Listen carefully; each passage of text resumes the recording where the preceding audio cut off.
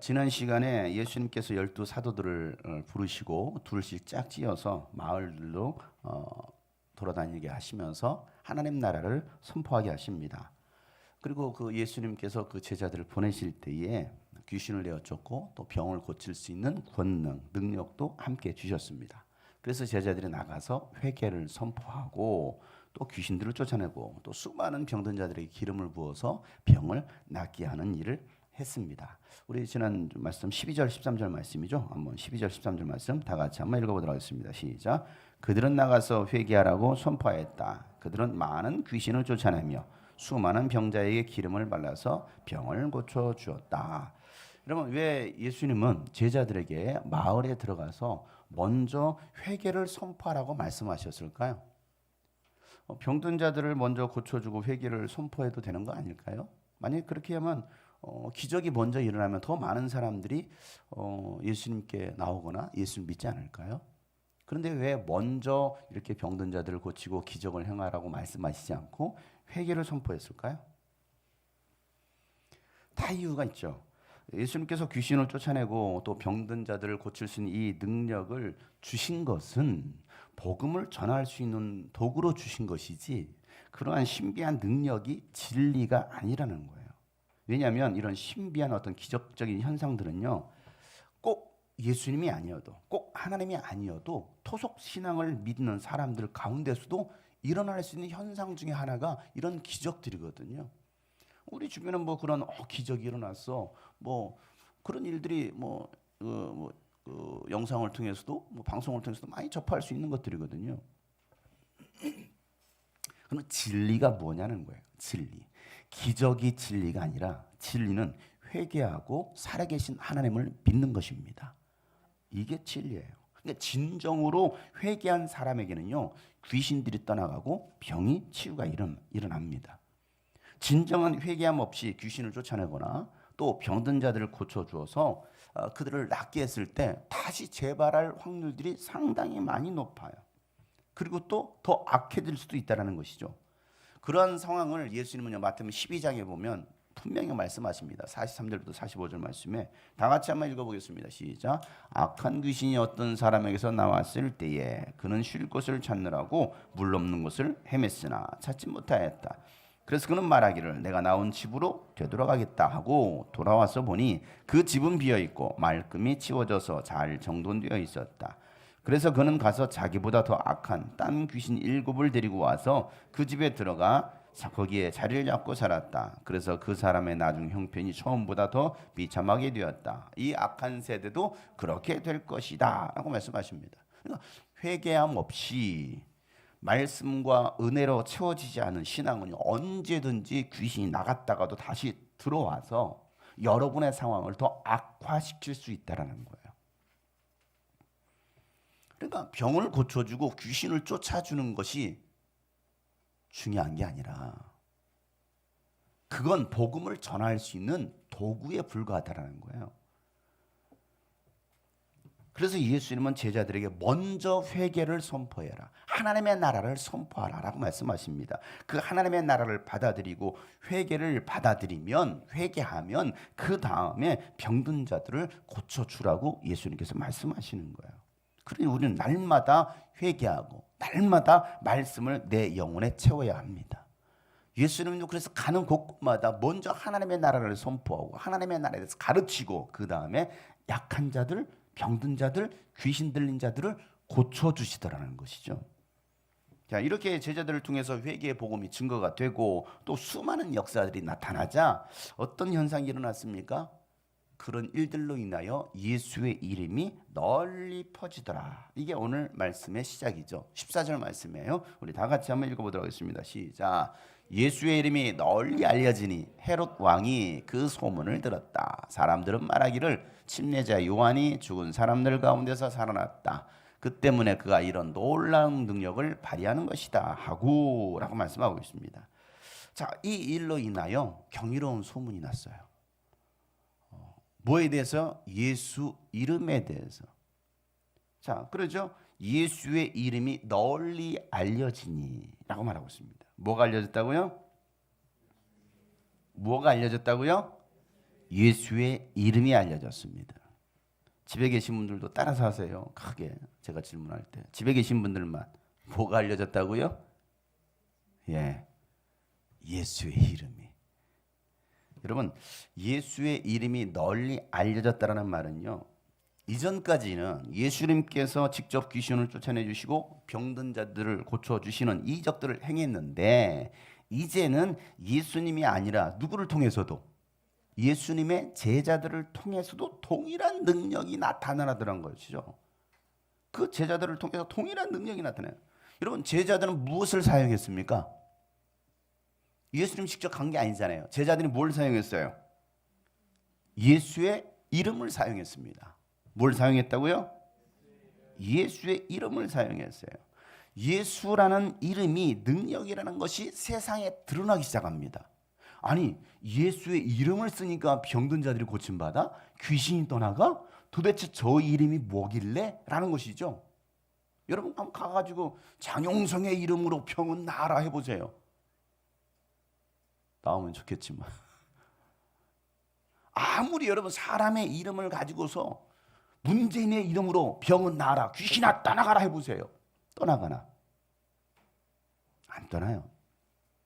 그런데 예수라는 이름이 도대체 뭐길래 예수 이름으로 명하느니 귀신아 나가라 했더니 귀신이 나가는 거예요.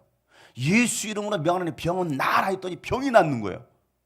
아니, 장용성의 이름으로는 안 낫는데, 문재인의 이름으로는 안 낫는데 도대체 저 이름이 뭐지? 사람들은 생각하기 시작하는 거예요. 그래서 그 예수의 이름이 온 지역에 퍼지기 시작합니다. 여러분, 그 예수의 이름이 여러분에게 있음을 믿으시길 바랍니다. 여러분도 그 예수의 이름을 사용하면 능력이 나타납니다. 예수 이름의 권세를 인정하고 사용할 수 있기를 바랍니다. 예수의 이름이 널리 퍼집니다. 그러자 헤롯 왕에게까지 그 소문이 들어왔어요. 성경에는요 6명의 헤롯이라는 이름이 등장합니다. 헤롯 왕 이렇게 등장하는데요, 그냥 헤롯 왕 썼어요. 그런데 6명이 다 달라요. 예수님께서 태어나셨을 때에 예수님을 죽이려고 했던 왕의 이름이 헤롯 대왕입니다. 헤롯 대왕. 그 헤롯은요 에서의 후손인 이두메아 출생이었어요. 지금의 요르단 지역이죠. 유대인들은 이 에서의 후손들을 굉장히 싫어했습니다. 그렇다 보니까 헤롯이 이제 이스라엘의 그 왕권 그 권력을 장악했잖아요. 그런데 이 유대인들의 환심을 사고 싶은데 자기 출신이 어디예요? 이두메인이에요.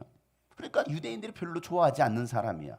그래서 그 유대인들의 환심을 사기 위해서 했던 것이 뭐였느냐면 그 유대인들을 위한 성전을 증축하는 거예요. 그건 포로기 귀환 시기에 스룹바벨에 의해서 제2 예루살렘 성전이 건축이 되었어요. 재건이 되었어요. 그 재건되었던 그 제2 예루살렘 성전을 더 크게 확장을 시켰습니다. 누구를 위해서? 유대인들을 위해서. 얼마나 웅장하고 화려하고 아름답게 증축을 시켰던지 사람들은 야 역시 헤롯 대왕이구나 하고서 막 헤롯 대왕의 주가가 올라가기 시작했어요. 그러다가 그는 증축하다가 죽습니다. 헤롯 대왕이 건축했던 대표적인 건축물이 마사다입니다. 가보신 분들 아시죠? 얼마나 아름답게 훌륭하게 지었는지. 또 무엇일까요? 헤로디움이라는 곳이 있습니다. 헤로디움. 그리고 가이사랴, 지중해 연안에 있는 그 가이사랴를 헤롯 대왕이 증축했습니다. 만들었죠. 건축을 했죠. 자, 헤롯은요 이 예루살렘 성전을 완공하지 못하고 죽어요. 그런데 죽기 전에 자기 아들들을 그 왕의 자리에 앉혀야 될 거 아닙니까? 그런데 로마로부터 승인을 받지 못해요. 그래서 헤롯 대왕은 이 이스라엘을 분할을 시켜가지고 분봉왕으로 세웁니다. 그러니까 머리가 4개다. 이 분봉왕이라는 것은 머리가 4개라는 거예요. 그래서 예루살렘에 있는 유대 지방은 헤롯 아들이었던 뭐 다 아들들이죠.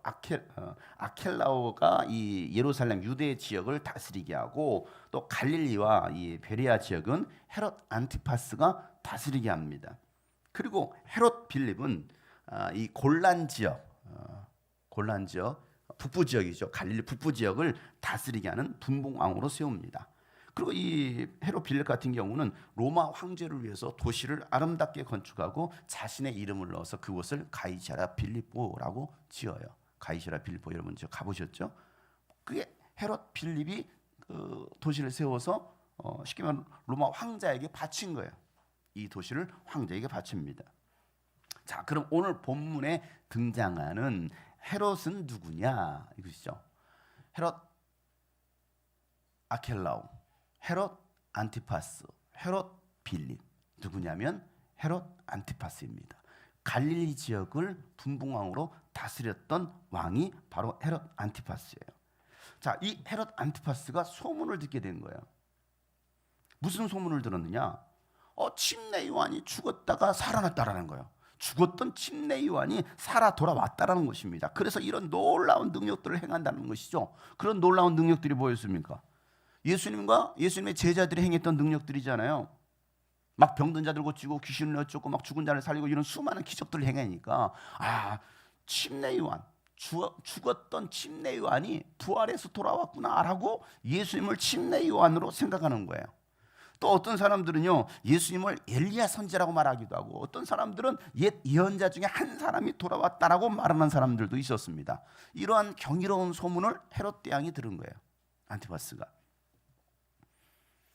그러고 나서 그 소문을 듣고 나서 그가 한 말이 오늘 이 말씀이죠. 16절이에요. 자, 뭐라고 말합니까? 다 같이 읽어보겠습니다. 시작. 그런데 헤롯이 이런 소문을 듣고서 말하기를 내가 목을 벤 그 요한이 살아났구나 하였다. 자, 이 헤롯 안티파스가 뭐 했어요?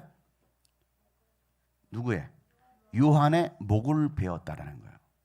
그럼 왜 요한의 목을 베었냐는 거예요.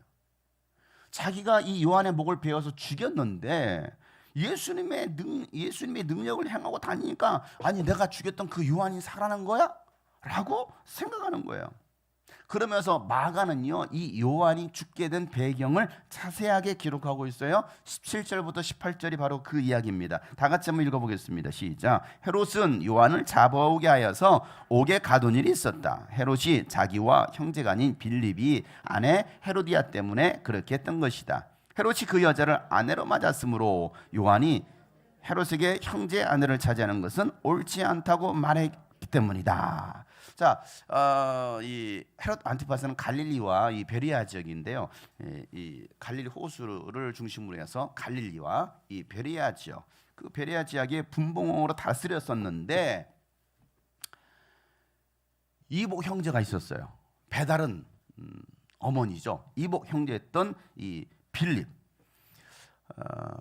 안티파스는 나바테아의 공주 피샬리스와 결혼을 합니다. 그리고 빌립은요, 자기 동생은 헤로디아와 결혼을 했습니다. 그래서 헤로디아는 이 빌립에게서 살로메라는 딸을 낳습니다. 그런데 이 헤롯 안티파스가 로마에 갔다가 이 동생의 빌립의 아내였던 헤로디아를 봐요. 그런데 너무 아름다운 거예요. 그리고 사랑에 빠져요. 그러니까 사랑하지 말아야 될 대상을 사랑하게 되는 것입니다. 이 빌립 동생의 아내이자 조카였던 헤로디아, 이 족보가 복잡해요. 조카이기도 해요. 조카이면서 동생의 아내예요. 그런데 이 안티파스와 또 눈이 맞았어요. 서로 뭐 한 거예요? 불륜. 넘지 말아야 될 선을 넘습니다. 그러면서 이 안티파스는요, 자기 조강지처를 버립니다. 그리고 헤로디아와 결혼을 하려고 이혼 계획을 세워요. 그 이혼 계획을 세운다는 사실을 안티파스의 아내였던 피살리스가 알게 돼요. 그래서 피살리스는 자기 아버지가 있었던 나라로 도망을 갑니다. 도망을 가요. 그리고 딸이 억울하게 이혼을 당할 거라는 알게 된 그 소식을 아버지 아레타스 4세가요 알고 나서 전쟁을 선포합니다.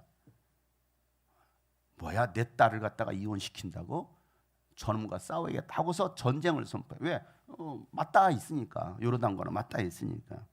자, 이런 불법과 불륜과 나라를 전쟁의 위기로 몰아넣었던 헤롯 안티파스를 침례 요한이 이거 하나님 보시기에 부정한 일이에요. 악한 일이에요. 해서는 안 될 일을 하고 있는 거예요. 옳지 않은 일인 거예요. 그래서 그가 막 광야에서 회개를 선포하면서 안티파스를 향하여서 책망하는 거예요. 옳지 못한 일을 행하고 있다. 저 안티파스는 하나님께서 기뻐하시지 않는 일을 행하고 있다고 해서 막 광야에서 외치는 것이죠.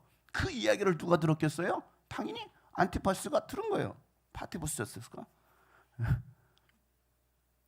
기분 나쁘죠. 아니 말이야, 내가 왕인데, 분봉 왕인데 나에게 저 광야에서의 지는 요한이 나에게 이렇게 뭐라고 한단 말이야. 기분 나빠요. 그래서 요한을 감옥에 가둬버렸어요. 그런데 요한보다도 더 기분 나빠하는 사람, 요한이 아니라 안티파스보다 더 기분 나빠하는 사람이 있었어요. 그가 누구일까요? 헤로디아였어. 도대체 어떤 여자였길래 더 기분 나빠요. 지난 금요일에 우리가 열왕기상 말씀을 끝까지 다 읽었어요. 읽으면서 아합에 관한 말씀들을 우리가 집중적으로 묵상했는데요. 유대의 여호사밧 왕이 아합을 만나기 위해서 올라왔습니다. 그러자 아합이 말하기를 여호사밧에게 우리 길랏 라못을 함께 치러 갈까요? 라고 제안합니다. 그러자 이 유대의 여호사밧 왕이 하는 말이 그거 하기 전에, 전쟁을 치러 가기 전에 먼저 하나님의 뜻을 물어봐야 되지 않겠습니까? 여기에 하나님의 뜻을 물을 예언자가 없습니까? 라고 물으니까 아합 왕이 있습니다. 400명이나 있습니다. 야, 400명을 데리고 와라 해서 그들이 와가지고 예언하기를 왕이시여 하나님의 뜻입니다. 길랏 라못에 올라가면 하나님께서 왕에게 그 땅을 주실 것입니다. 이미 그 땅은 왕의 땅 아니었습니까? 그 땅을 차지하십시오 하고서 400명이 모두 다 막 왕에게 박수를, 왕 잘하고 있습니다 하면서 막 박수를 치면서 예언하고 있습니다. 여호사밧이 가만히 듣고 있으니까 400명이 다 그렇게 예언하니까 혹시 저 400명 말고 다른 예언자는 없습니까? 라고 묻는 거예요. 그러니까 아합 왕이 말하기를 있기는 합니다만 나는 그놈을 별로 좋아하지 않아요. 나는 그놈이 싫어요. 왜요? 그놈은 나에게 한 번도 길한 예언을 한 적이 없습니다. 그놈은 나에게 맨날 흉한 예언만을 합니다. 근데 저 400명은 나에게 항상 좋은 소리만 합니다. 나에게 흉한 예언하는 저놈 나는 싫습니다 라고 말을 하는 거야. 그러자 여호사밧이 말하기를, 자 8절 말씀이에요. 열왕기상 22장 8절 말씀 다 같이 한번 읽어보겠습니다. 시작. 이스라엘 왕 여호사밧에게 대답하였다. 주님의 뜻을 물어볼 사람으로 이물레의 아들 미가야라고 하는 예언자가 있긴 합니다만 나는 그를 싫어합니다. 그는 한 번도 나에게 무엇인가 길한 것을 예언하는 적이 없고 언제나 흉한 것만 예언하곤 합니다. 여호사밧이 다시 전하였다. 임금님께서 예언자를 두고 그렇게 말씀하시면 안 됩니다. 그놈은 나에게 한 번도 좋은 예언한 적이 없어요. 나는 그놈이 싫어요 라고 말하니까 여호사밧 왕이 뭐라고 말해요? 아니 예언자를 두고 그렇게 말씀하시면 아니 되시옵니다 이렇게 말하는 거예요. 하나님의 예언자를 두고서 그렇게 말씀하시면 안 됩니다. 여러분, 제가 아무리 여러분들이 듣기 싫어하는 말씀을 전하더라도 저를 향해서 목사님 싫어요 하시면 아니 되시옵니다. 목사님 싫어요. 목사님 왜 그렇게 말씀하세요? 라고 말씀하시면 아니 되십니다. 라고 누가 얘기하고 있어요? 여호사밧이. 자, 미가야가 아합 왕에게 하나님의 말씀을 이렇게 대언합니다. 17절 말씀이죠. 다 같이 한번 시작. 미가야가 대답하였다. 내가 보니 온 이스라엘이 이산저산에 흩어져 있습니다. 마치 목자 없는 양떼와 같습니다. 나주가 말한다. 이들에게는 인도자가 없다. 제각기 집으로 평안히 돌아가게 하여라 하십니다. 자, 장용성 목사가 대답하기를 내가 보니 대한민국에 이산저산 흩어져 있다. 대한민국이 이산저산 흩어져 있습니다. 마치 목자 없는 양떼와 같습니다. 대형교회도 많고 목사님들도 많은데 한국교회를 보니까 목자 없는 양떼와 같습니다 라고 말하니까 제가 주로 이런 말들을 많이 하잖아요. 그러니까 대형교회 목사님들이 저를 싫어하는 거예요. 오죽하면 우리 교단에 속해 있는 힘 있는 목사님들이 장용성 목사를 쳐야 된다라고 말을 하게 됐을까요? 이제는 장용성 목사를 쳐내야 될 때다. 교회도 코딱지 많은데 쳐내래요. 올해로 침례교단 목회자 자녀 영성 캠프가 시작한 지가 10년이 되었어요. 2012년도부터 시작해서 올해까지 10년째가 되었어요. 제1회 처음 진행할 때 저한테 전화가 왔어요. 목사님 저녁 집회를 좀 인도해 주십시오 라는 요청이 왔어요. 그래서 제가 예 저녁 집회요? 목회자 자녀 영성 캠프예요. 그때 강사진이요. 1회 때 캠프 강사진이 침례교단 제일 유명한 1호 퍼스트 클래스죠 전부 다. 그때 섰던 목사님들이 이동원 목사님, 장경동 목사님, 그리고 제일 마지막에 장용송 목사가 있었어요. 사진도 배치가 이동원, 장경동, 땅땅땅, 장용성. 거기에 제가 강사로 들어갔어요. 처음에는 한 달 전에 연락 왔을 때는 목사님 저녁 집회를 좀 인도해 주십시오 라고 요청이 와서 예 알겠습니다 라고 했는데 다시 전화가 왔어요. 목사님 오후 특강을 인도해 주십시오. 예 알겠습니다. 뭐 저는 시키는 대로 했죠. 하라고 하니까 열심히 했어요. 그러고 나서 집회가 2박 3일 끝나고 나서 설문조사를 했어요. 제일 기억에 남는 목사님은 누구입니까? 라고 했는데 그 명단에 장경동 목사, 장용송 목사 딱 두 사람이 찍혀 있는 거예요. 거기 한 200여 명의 참석자들이 했는데 설문조사를 했는데 자 1년 뒤에 제 2회 캠프를 하는데 저한테 또 연락이 왔어요. 다른 강사는 1회 때 강사는 다 빠졌어요. 그리고 저 하나만 남았어요. 그러고 나서 다른 또 강사들을 배치하면서 제 이름을 넣어놨습니다. 저는 빠지면 안 된대요. 왜? 설문조사 선호도에 제가 들어가 있었기 때문에. 그래서 또 갔습니다.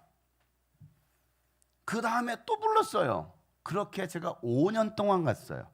계속 강사가 바뀌는데 제가 5년 동안 계속 강사로 들어갔습니다. 이건 제 자랑하는 거야. 제 잘난 만세. 맛있는 거 오늘 사드릴게요. 박수 쳐주셨으니까. 그런데요, 처음에는요, 저녁 집회 세우려고 했다가 특강으로 빠졌습니다. 그런데 나중에는 그 특강에서도 빼기 시작했어요.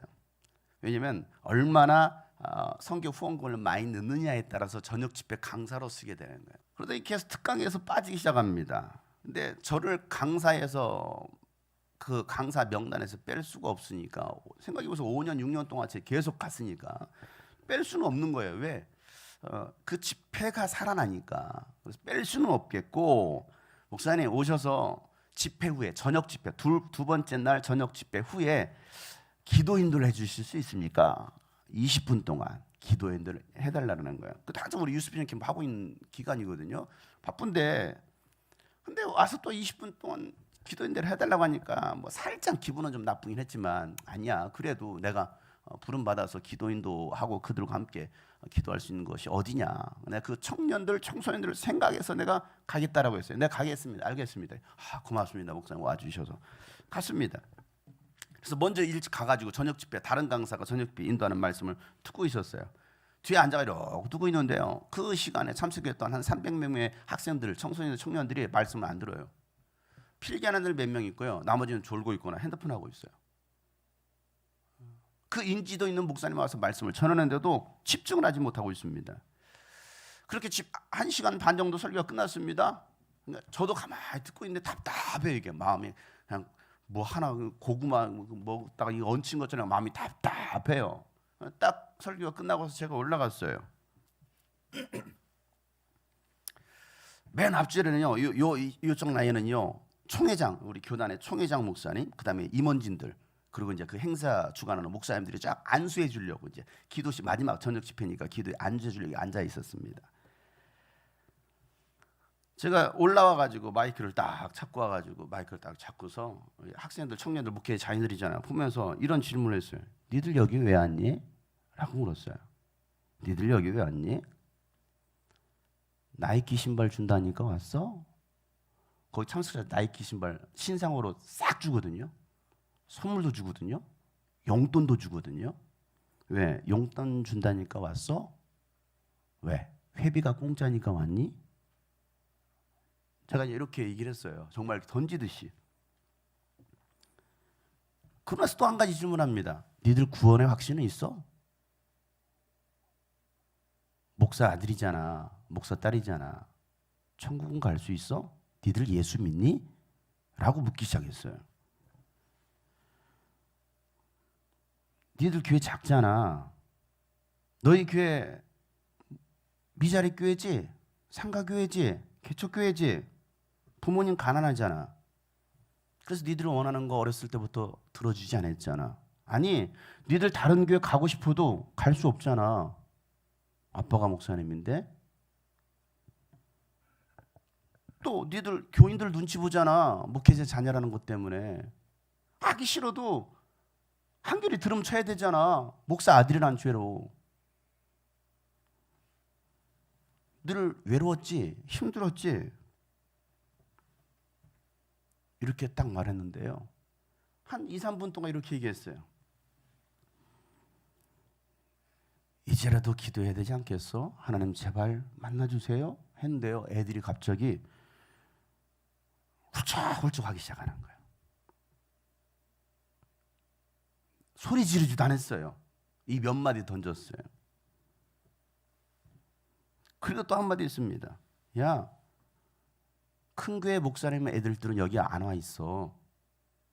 해외 유학 가 있다.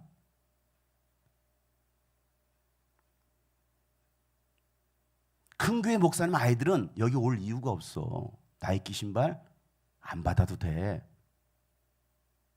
해외 여행 가 있을지도 몰라. 니들은 여기 와 있지?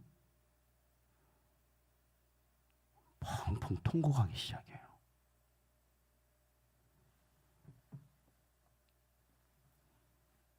기도해. 그래도 하나님 니들 안다. 그래도 하나님 너희들 사랑한다. 애들이 막 20분 동안 막 대성통곡하며 울기 시작해요. 저한테 주어진 시간 딱 20분이잖아요. 그렇게 20분 동안 하면서 막판에 찬양 한 곡 불렀어요. 막 우리 주님 가신 그 길 따라가자면서 막 사명이라는 찬양 막 불러가면서 했어요. 시간이 딱 20분 됐잖아요. 제가 또 자존심 있잖아요. 기도 딱 하다 말고 딱 중단시켰어요. 20분 끝.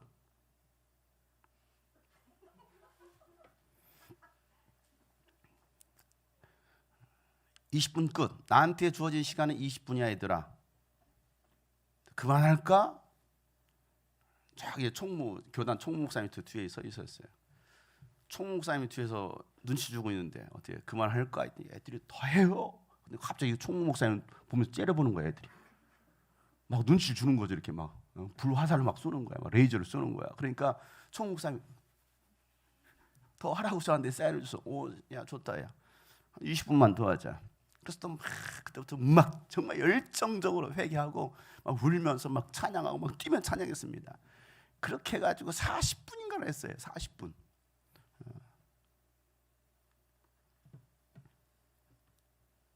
딱 돼서 야 그만해야겠다. 40분 됐다. 그때 애들이 막 더 하고 싶어 하는 거예요. 근데 눈치 없는 총무님이 나와 광고하러. 근데 애들은 막 더 하고 싶은데 시간이 뭐 다른 스케줄이 있잖아. 이걸 제대로 보면 계속 끌어가야 맞는 건데. 그래서 내가 알겠다 하고 딱 나왔어요.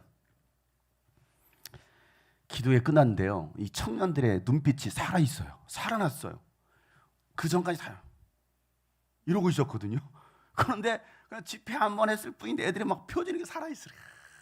뭔가 막 생동감 있는 거예요. 제가 뒤쪽으로 갔습니다. 뒤쪽으로 갔는데 그 음향을 담당하는 스텝이 저를 보면서 하는 소리가 목사님 이틀 동안요 아이들이 정말 힘들어했습니다. 최악이었습니다. 이렇게 최악이었습니다. 지금까지 한 일에 최악이었습니다. 그런데 목사님이 기도에 인도하시고 나서 애들이 살아났네요. 집회를 목사님이 살렸어요. 이 얘기를 하는 거예요. 제가 잘해서였을까요? 아니에요. 제 자랑하려고 하는 것일까요? 아니에요. 저는 그저 하나님의 마음을 전했을 뿐이에요. 저는 도구에 불과했습니다. 성령님께서 하신 일이죠. 전적으로 하나님께서 하신 일이었어요. 그 후로 저는 강사로 부름받지 못했어요. 왜 그랬을까요? 야, 장영수 목사 천해. 노골적으로 깠잖아요. 총회장님도 앉아 계시는데 그 의리의리한 목사님들이 다 앉아 있는데 작년에 9년 동안 그 캠프에 참석했던 그 목사님 딸이 있어요. 제가 총회 때 갔는데 그 딸이 저를 딱 보더니 목사님 정말 오랜만이에요. 너무 오랜만이에요 하면서 그런데 왜 목사님 요즘 강사를 안 오세요? 제가 그랬죠. 네 아버지한테 물어봐. 목사님 오셔야 되는데 네 아버지한테 물어봐. 임원이었거든요. 가서 그래. 어른들이 나를 안 부른다고. 가서 전해라. 나 보고 싶으면 네 아버지한테 가서 얘기해라. 여러분, 하나님의 심판을 대언했던 이 미가야의 말을 아합은 어떻게 반응 보였습니까? 기분 나빠해요. 화를 냅니다. 그리고 뭐합니까? 미가야를 감옥에 가둬버려요. 결국 미가야 예언자의 말을 무시함으로 개무시했어요. 그래서 아합은 개죽음 당했습니다. 개가 그 죽은 시체의 피를 핥아먹었어요. 개죽음 당했어요. 하나님의 사람의 말을 무시한 거예요. 헤롯이 그랬습니다. 침례 요한의 말을 듣고 회개했어야 돼. 아, 내가 잘못했구나. 내가 내 동생의 아내를 빼앗아오는 것은 절대 있을 수 없는 일인데 동생의 아내를 뺏어왔잖아요. 있을 수 없는 일들을, 그런 죄를 범했잖아요. 그런데 이 헤롯은 어떻게 합니까? 요한을 감옥에 가둬버려요. 아까 얘기했던 것처럼 더 악한 사람이 누구냐? 헤로디아예요. 그 여자는 도대체 어떤 여자이길래? 헤로디아. 자, 19절 보세요. 19절 말씀. 그래서 헤로디아는 요한에게 원한을 품고 요한을 죽이고자 했으나 뜻을 이루지 못했다라고 말하고 있습니다. 여러분, 요한이 그들의 결혼을 싫어한다는 것을 알았어요, 헤로디아가. 그래서 요한에게 원한을 품고 요한을 죽이려고 합니다. 아, 더 악한 여자죠, 이게. 더 악한 여자. 그런데 자기 뜻대로 안 되는 거예요. 요한을 막 죽이고 싶은데. 왜냐하면 헤롯이 요한을 감옥에 가두기는 가뒀는데 헤롯 안티파스가 생각할 때 요한은 성스러운 사람인 거예요. 또 요한의 말을 들으면서 자신도 스스로 괴로워합니다. 아, 내가 잘못하긴 했는데 괴로워하고 있습니다. 그래서 그 요한의 말을 달게 들으면서도 한쪽에서는 기분 나쁘면서도 그래, 내가 나쁜 놈인데 해서는 안 되는 죄를 지었는데 하면서 요한을 보호하고 있는 거예요. 자, 20절 말씀이죠. 다 같이 시작. 그것은 헤롯이 요한을 의롭고 성스러운 사람으로 알고 그를 두려워하며 보호해줬고 또 그의 말을 들으면 몹시 괴로워하면서도 오히려 달기 들었기 때문이다 라고 말하고 있습니다. 그러면서 보호하고 있습니다. 그러니까 헤로디아는 이 요한을 죽이고 싶은데 안 되는 거야. 왜? 헤롯이 보호하고 있으니까. 그런데 때마침 기회가 왔어. 그 기회가 뭐냐? 헤롯이 자기 생일을 맞이해서 생일 잔치를, 연회를 베풉니다. 연회를 여는데 수많은 대신들을 불러들이죠. 그런데 이 대신들과 이 헤롯 앞에서 딸 살로메가, 헤로디아의 딸 살로메가 막 살랑살랑해서 막 춤을 추는 거예요. 아주 그냥 요염하게 춤을 춥니다. 막 요염하게 막 이렇게 요염하게 막 춤을 춰요. 그걸 막 침을 질질 흘려요.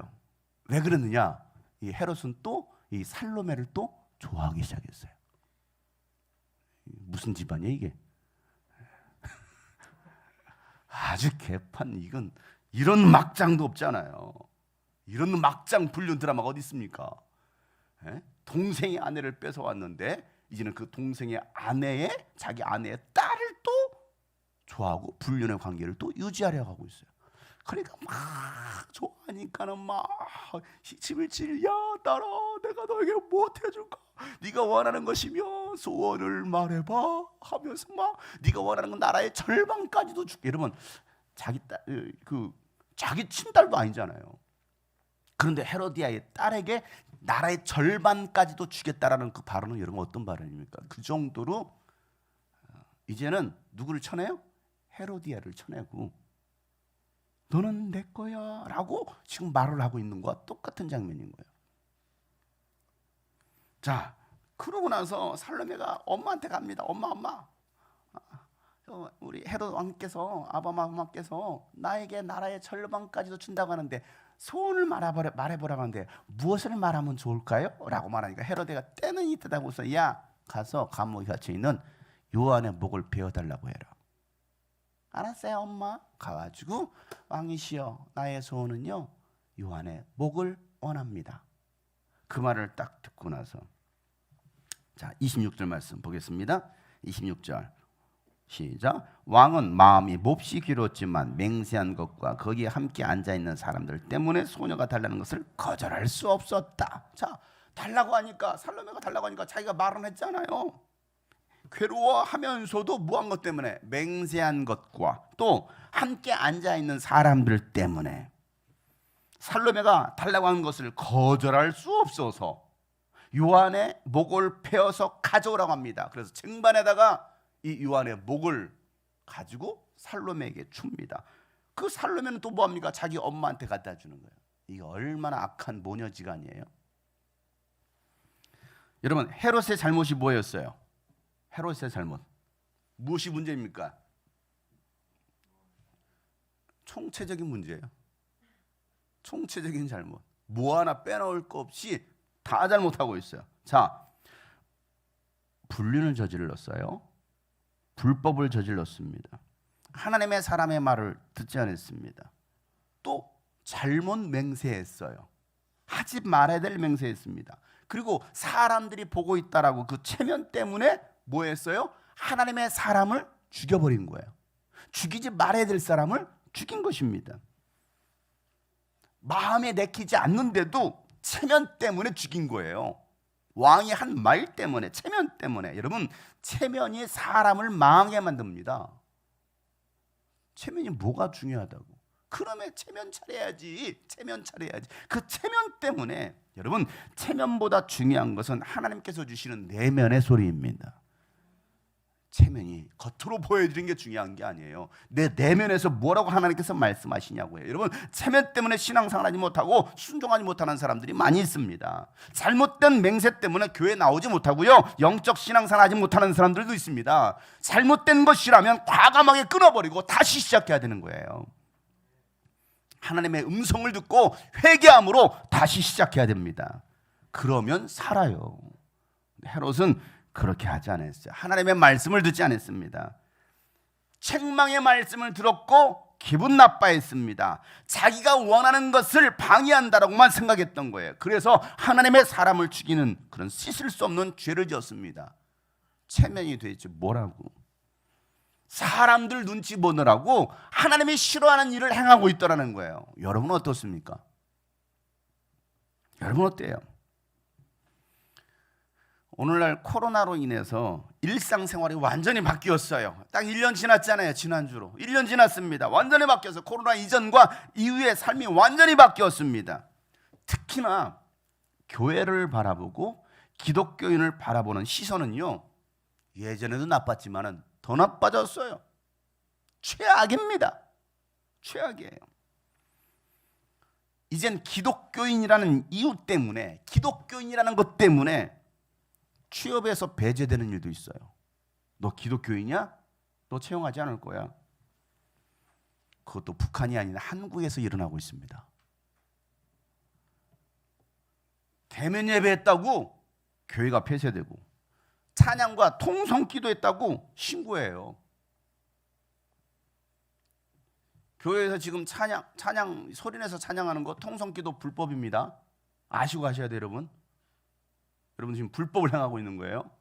금지시켜놨어요. 통성기도 하지 말 것, 찬양하지 말 것.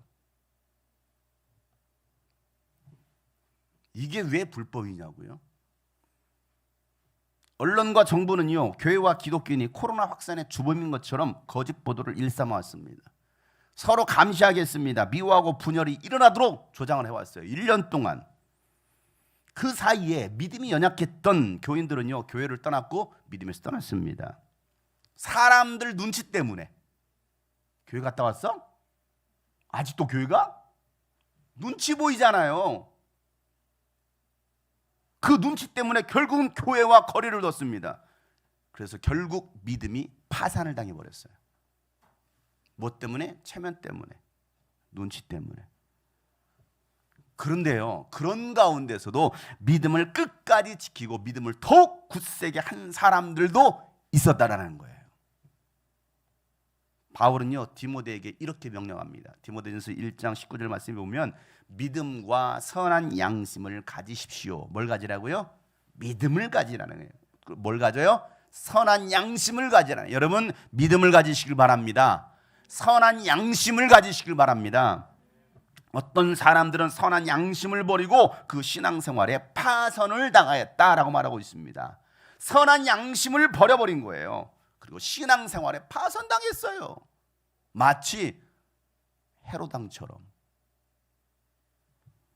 사랑하는 성도 여러분, 오늘 다시 한번 결단하세요. 하나님 나에게 믿음을 주옵소서. 내가 선한 양심을 가지겠습니다. 여러분 결단하시길 바랍니다.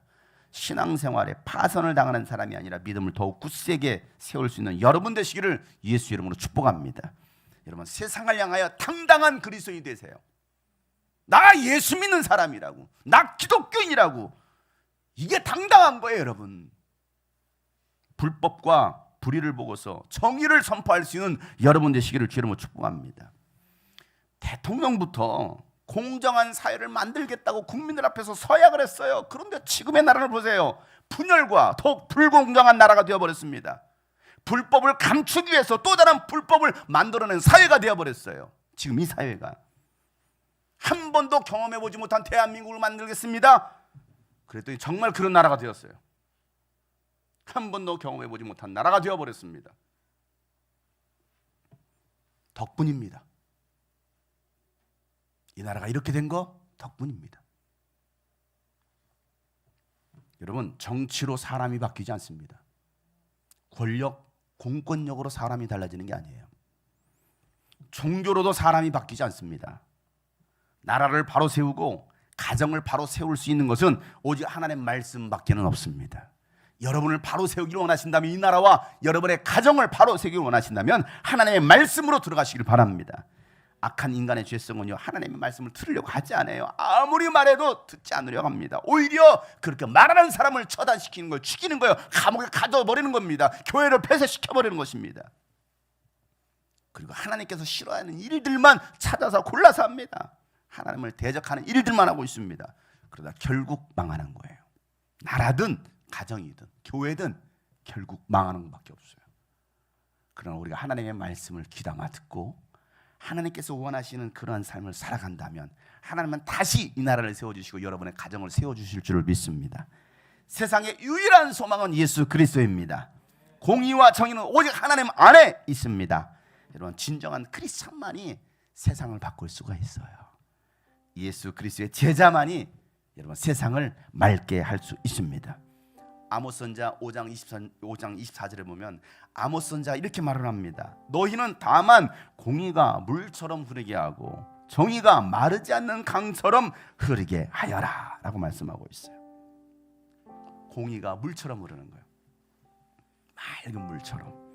정의가 마르지 않는 강처럼 흐르게 하라는 거예요. 이 나라가 그런 나라 되기를 소망합니다. 공의가 사라져버렸어요? 정의가 없어요? 아니, 정의로운 나라, 공의가 흐르는 나라, 그런 나라가 되도록 여러분 기도하시기를 여러분 축복합니다. 아합의 길을 따르시겠습니까? 헤롯의 길을 따르시겠습니까? 아니면 예수님의 길을 따르시겠습니까? 오늘 우리 모두가 그 예수님의 길을 따를 수 있는 하나님의 거룩한 자녀들, 진짜 크리스찬 되시기를 예수 이름으로 축복합니다. 우리가 그 길을 따를 때에 참 생명이 있습니다. 평안이 있습니다. 능력이 있습니다. 우리 고백하겠습니다. 주 날개 아래서 자심이 있네. 주 품 안에서 참 평안 있네. 주 권능 아래서 능력이 있네. 주 성령 안에 참 자유 안에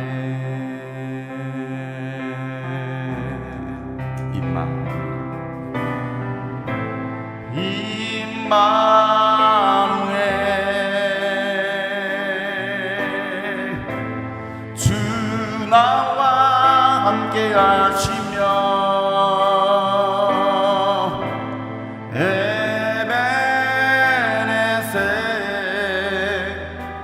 주님 나를 인도하시네. 나는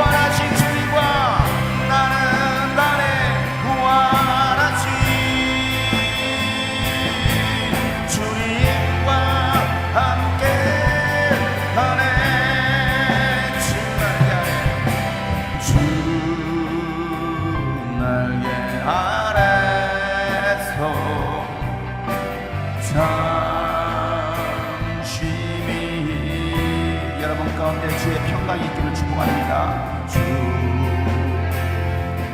안에서 평안이네. 주님의 권능 아래서 주 권능 아래서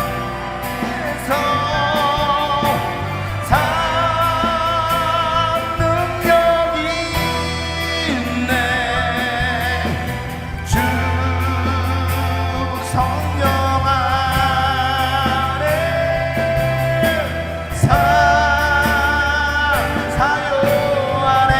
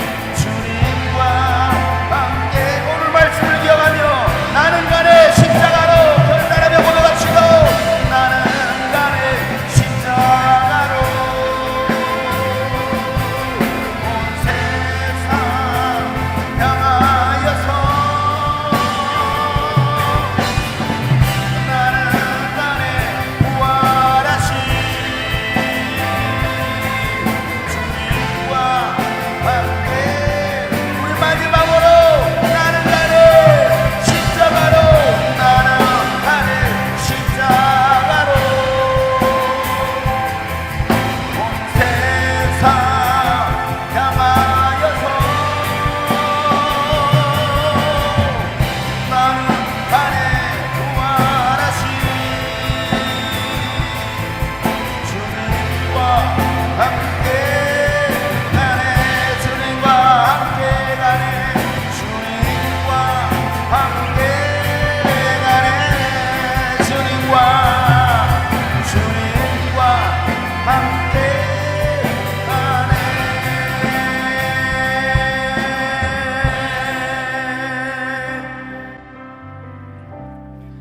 하나님, 주님과 함께 주님 가신 그 길을 따르는 제자들 되게 하여 주시옵소서.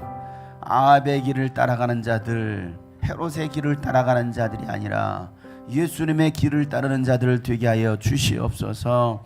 하나님, 세상에 우리가 그 권력 앞에 무력하게 무너지고 파산하는 자들이 아니라 믿음을 굳게 세울 수 있는 하나님의 사람들 되게 도와주시고, 오늘 말씀을 정말 우리 마음에 다시 새김으로 하나님 2021년도를 정말 믿음으로 살아갈 수 있는, 믿음의 선한 싸움을 할 수 있는 우리 모든 주님이 꿈꾸신 교회 성도들 되게 하여 주시옵소서. 오늘도 주님께 귀한 예물을 드립니다. 11조로 주일 예물로 감사헌금으로 선교헌금으로 또 이 모양 저 모양 드려진 모든 예물을 받으시고, 하나님 이 예물을 통하여 주님의 나라가 세워지도록 주님 역사하시고 주님 받으시고, 또 우리 성도들의 삶 속에 하나님 재물로 인한 고통당하지 않도록 물질의 복의 복을 더하여 주시사 하나님 주신 복 가지고서 하나님의 나라를 더욱 마음껏 세워갈 수 있는 귀한 하나님의 사람들로 축복하여 주시옵소서. 이제는 우리 구주 예수 그리스도의 은혜와 하나님 아버지의 놀랍고도 지극하신 사랑과 성령님의 감화 감동 교통 충만하심이 예수님의 길을 따르기로 결단한 모든 하나님의 사람들 머리 위에 이제부터 영원토록 함께 하시기를 간절히 축복하며 기도하옵나이다.